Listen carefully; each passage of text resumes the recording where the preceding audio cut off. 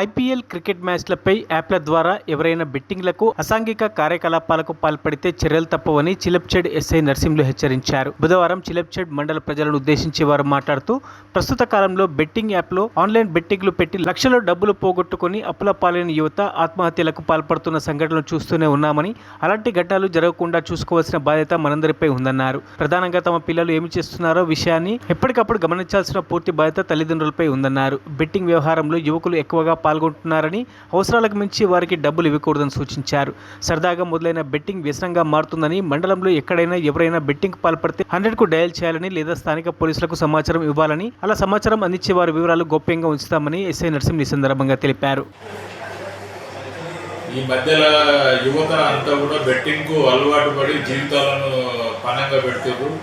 దయచేసి మీరు first betting చేసినప్పుడు ఎంజాయ్గానే ఉంటుంది. ఎక్కడ కూడా డబ్బులు ఫ్రీగా రావు. మీరు చేసే బెట్టింగ్ వల్ల మీ కుటుంబాలు డొల్లతనానికి లోనై ఆత్మహత్యలకు పాల్పడవలసి వస్తుంది. కాబట్టి ఐపీఎల్ బెట్టింగ్ కానీ ఏ రకమైన బెట్టింగ్ చేస్తున్నారని తెలిసినా కూడా చట్టపరమైన చర్యలు తీసుకొని కేసులు నమోదు చేస్తామని ఈ సందర్భంగా ప్రజలందరికీ తెలియజేస్తున్నాం. మరిన్ని అప్డేట్స్ కోసం మా ఛానల్ని సబ్స్క్రైబ్ చేయండి.